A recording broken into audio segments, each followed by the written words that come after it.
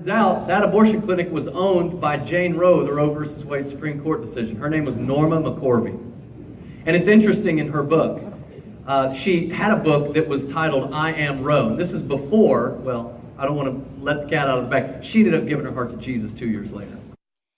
So today I would like to talk about an occupation within human services that I find very interesting and rewarding, and that is the job of an outreach worker for a nonprofit organization. Before I go into detail about the research I've done on this position, I would like to talk about an experience that I had my senior year of high school. You already got a sneak peek from the beginning video. David and Jason Benham are two of my very favorite Christian speakers.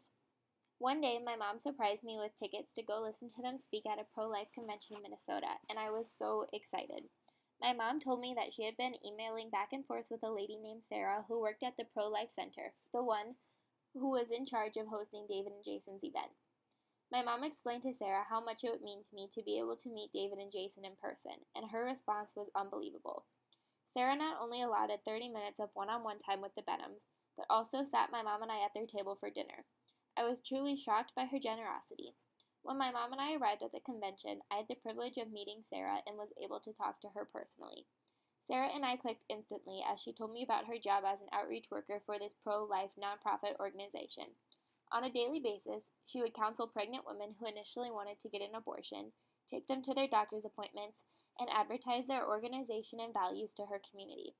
On special occasions, such as the event I was attending, Sarah was in charge of organizing the whole thing, from the dinner to the decorations to choosing David and Jason to come speak. To this day, I think about the incredible opportunities Sarah has to impact her community and to serve others. In fact, she represents what a human services outreach worker is all about. So what exactly does an outreach worker do? An outreach worker within human services is typically a member of a nonprofit or governmental organization whose goal is to engage and educate the community about their organization and its goals. The outreach worker serves as a central contact and organizer of volunteers and events for the organization. It is also the outreach worker's responsibility to go out into the community and find partners to help expand the organization's goals, plan community and fundraiser events, and market for their organization. Outreach workers have the privilege to impact individuals through public education, volunteer recruitment, media campaigns, and fundraising events. All of these elements all have one sole purpose: to fulfill the mission of the organization's values and to reach humans in the most direct, hands-on, and life-changing way possible. By informing society through events, education, and media, the community, and in turn your subjects, will be impacted significantly. For example, outreach workers have a mission to greater the understanding of the organization's causes, create a greater desire of the community to support the organization financially, empower the local community to affect change around your cause, and increase public safety and health. Although an outreach worker takes on macro-level jobs to promote their organization, at the end of the day, it all boils down to the individual or group of individuals they are trying to reach. An outreach worker's efforts tend to trickle down to families or to the human being who is in desperate need of assistance, and those people always notice the improved quality of life for which they live in. Now that you understand the specific duties and jobs of an outreach worker's occupation, let's look at specific jobs or ideas that may be interesting to you.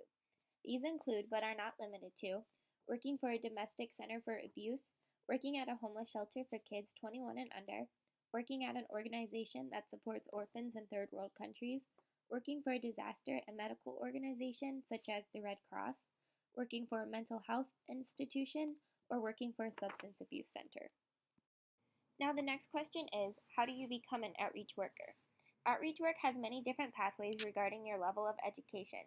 Some workers who are looking for an entry-level employment just need an associate's degree. However, a bachelor's degree and/or master's degree is required for additional employment opportunities, such as serving as a supervisor or a manager.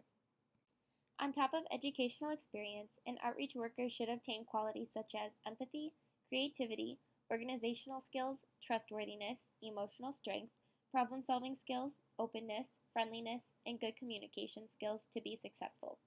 These qualities are important to have because as an outreach worker, you will be typically dealing with clients who are in the midst of extremely difficult circumstances, and it is your job to put yourself in their shoes to ensure that they have the skills needed to deal with their problems head on. Lastly, I would like to introduce you to some pros and cons of outreach work. For cons, seeing the struggle of clients can lead to great anxiety for outreach workers. Stress can be caused by unpredictable work hours, some clients are unwilling to change, and part of your community may not respond positively to your organization's mission. However, some pros include you get to see the lives of clients take a turn for the better. You experience personal growth. You experience a high level of satisfaction because you are being a source of positive change to others. You will not have a desk job. You are always out in the community making a difference. Outreach workers always have opportunities to make a difference in the lives of people who need it most. Thank you all for watching my video regarding the occupation of outreach workers for nonprofit organizations.